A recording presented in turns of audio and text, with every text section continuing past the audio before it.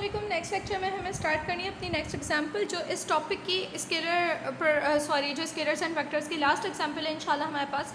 Determine the area of parallelogram whose adjacent sides are this and this. ठीक है, हमें एक पैरेललोग्राम का एरिया निकालना है। ठीक है, ऊपर वाले ही टॉपिक से मतलब अभी लास्ट टॉपिक में हम लोगों ने लास्ट लेक्चर में हम लोगों ने प्रॉपर्टीज़ देखी हैं, जिसकी लास्ट प्रॉपर्टी थी कि वेक्टर प्रोडक्ट का जो मैग्नीट्यूड होता है वो पैरेललोग्राम के एरिया के बराबर होता है। ठीक है, उसी प्रॉपर्टी से क्वेश्चन बना है कि दो एडजेसेंट साइड्स, दो बराबर वाली साइड्स आपके पैरेललोग्राम की, आपका पैरेललोग्राम है, इसकी ये वाली ये दो बराबर वाली साइड्स आपको गिवन है। एक है वेक्टर इस वाले के इक्वल और एक है वेक्टर इस वाले के इक्वल। ठीक है, और इसकी मदद से मुझे इस पैरेललोग्राम का एरिया निकालना है। ठीक है, तो वन बाय वन देख लेते हैं। जिसने लास्ट लेक्चर लिया हुआ है उसे और आसानी होगी समझने में कि let A and B the vectors. ठीक है, दो वेक्टर्स हैं representing the adjacent sides of parallelogram, जो पैरेललोग्राम की दो बराबर वाली साइड्स को रिप्रेजेंट करते हैं। ठीक है, वेक्टर ए को हम लोगों ने ये वाली जो वैल्यू हमें एक वेक्टर की जो दी हुई थी उसे हम लोगों ने वेक्टर ए के इक्वल कंसीडर कर लिया, और ये जो दूसरी वैल्यू दी हुई थी इसे हम लोगों ने वेक्टर बी के इक्वल कंसीडर कर लिया। ठीक है, पैरेललोग्राम का जो एरिया होता है वो इक्वल होता है magnitude of vector product of A and B.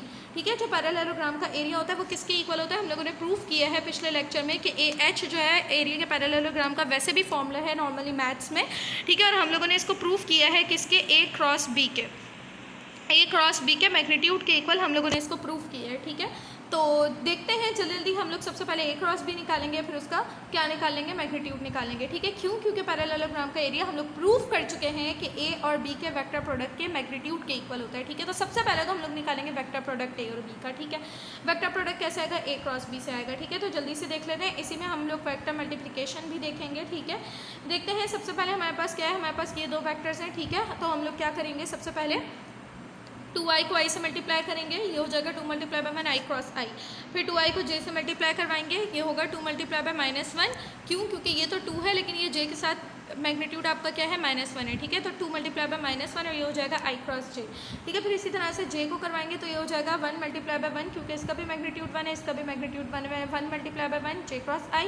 फिर जब हम लोग j को -j के साथ करवाएंगे तो ये हो जाएगा आपके पास, इसका मैग्नीट्यूड आपके पास क्या है, इसका मैग्नीट्यूड है +1, इसका मैग्नीट्यूड है -1, तो ये हो जाएगा 1 मल्टीप्लाई बाय -1 और ये दोनों हो जाएंगे j क्रॉस j।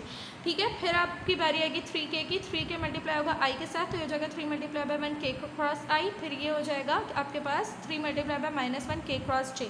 ठीक है, फिर हम लोग अपनी प्रॉपर्टीज़ को इस्तेमाल करेंगे। हम लोग जानते हैं कि i क्रॉस i 0 होता है, तो इस पूरे को हम लोग 0 कर देंगे। ठीक है, इसी तरह हम जानते हैं कि j क्रॉस j 0 होता है, ये पूरा 0 हो जाएगा। इसी तरह k क्रॉस k 0 होता है, तो खैर k तो इस वाले तीसरे वाले वेक्टर में k तो है ही नहीं। ठीक है, चलो ये दोनों तो हमारे पास अल्टीमेटली ख़त्म हो जाएंगे। ठीक है, बाकी हमारे पास जो जो बचे उनको देख लेते हैं। 2 मल्टीप्लाई बाय -1 ये हो जाएगा आपके पास -2, और i क्रॉस j हम लोग को पता है कि k के इक्वल है। ठीक है, अब ये चीज़ कोई तीसरी चौथी दफ़ा रिपीट हो रही है लेक्चर्स में। ठीक है, अच्छा उसके बाद हमारे पास क्या है, 1 मल्टीप्लाई बाय 1 ये आ जाएगा 1, और j क्रॉस i हमारे पास ऑब्वियसली अगर i क्रॉस j k के इक्वल है तो हम लोग जानते हैं तरतीब उलट कर देने से डायरेक्शन अपोजिट हो जाएगी, यानी कि माइनस साइन आ जाएगा। ठीक है, के j क्रॉस i आपके पास किसके इक्वल आ जाएगा, -k के। ठीक है, तो हम यहाँ पर पुट कर देंगे -k। ठीक है, अच्छा जी, फिर हमारे पास क्या हो जाएगा, ये तो हो गया हमारे पास 0। ठीक है, ये वाली चीज़ 0 हो गई। उसके बाद 3 मल्टीप्लाई बाय 1 3, और k क्रॉस i आपके पास हो जाएगा j। फिर ये प्लस माइनस हो जाएगा -3, और k क्रॉस j इसी तरह इसकी तरतीब उलट कर देने से ही हो जाएगा -i।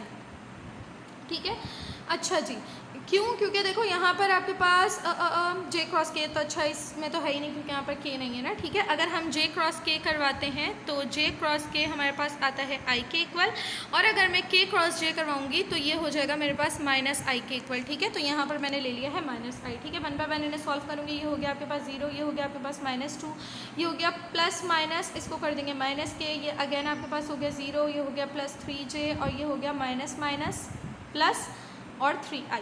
ठीक है, अब जल्दी से हम लोग देख लेते हैं। हमारे पास 0 वालों को छोड़ दो, बाकी k वालों को आपस में सॉल्व करो। -2k -k हो जाएगा आपके पास -3k।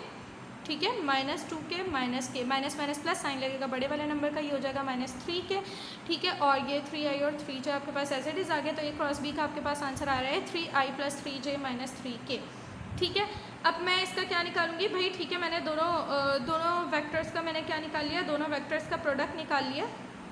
ठीक है, देखो दोनों वेक्टर्स का मैंने क्या निकाल लिया, वेक्टर प्रोडक्ट निकाल लिया। अब मैं निकालने जाऊंगी उसका मैग्नीट्यूड, ठीक है। तो मैग्नीट्यूड किसके इक्वल आ जाएगा, मेरे पास एक नया वेक्टर बन चुका है a क्रॉस b से। इस नया वेक्टर, ये समझो मेरे पास है वेक्टर c, ठीक है। तो मैं इसका क्या निकालूंगी, a क्रॉस b का मैं प्रोडक्ट निकालूंगी, सॉरी मैग्नीट्यूड निकालूंगी। मैग्नीट्यूड का फॉर्मूला मुझे पता है कि i वाले के मैग्नीट्यूड का स्क्वायर कर देते हैं अंडर रूट में, प्लस j वाले के मैग्नीट्यूड का स्क्वायर प्लस k वाले के मैग्नीट्यूड का स्क्वायर, ठीक है। तो अगर मैं इसको -3 लेती भी हूँ तो -3 का स्क्वायर क्या हो जाएगा आपके पास, +3 का स्क्वायर हो जाएगा। क्यों, क्योंकि अगर पावर इवन हो तो माइनस साइन रिमूव हो जाता है, ठीक है। इसीलिए यहाँ पर 3 का स्क्वायर प्लस 3 का स्क्वायर प्लस 3 का स्क्वायर, ठीक है। ये सारे आ गए 3 का स्क्वायर 3 का स्क्वायर 3 का स्क्वायर, 9 + 9 + 9 हो गया आपके पास, ठीक है। 9 + 9 18, 18 + 9 27 आपके पास आ जाएगा। मूव करते हैं, ठीक है। तो मैग्नीट्यूड आपके पास पैरेललोग्राम का किसके इक्वल आ चुका है, अंडर रूट 27 के। इसको सॉल्व करेंगे तो आ जाएगा 5.19, ठीक है। और एरिया का यूनिट हम लोग ले लेंगे, यहाँ पर कोई स्पेसिफिक यूनिट मीटर सेंटीमीटर हमें पता नहीं है, तो हम लोग को लेकिन ये पता है कि एरिया में स्क्वायर लगता है, तो हम लोग ले लेंगे स्क्वायर यूनिट, ठीक है। एक जनरल यूनिट हम लोगों ने लिख दिया। अच्छा, अब किसी के ज़हन में ये सवाल आएगा कि भाई हम लोगों ने हाइट और बेस वाले फॉर्मूले से क्यों नहीं सॉल्व किया। भाई सिर्फ और सिर्फ इसीलिए सॉल्व नहीं किया क्योंकि हमें हाइट और बेस गिवन नहीं थी। अगर हमें गिवन होते तो हम इसको उसी सूरत में सॉल्व करते, ठीक है।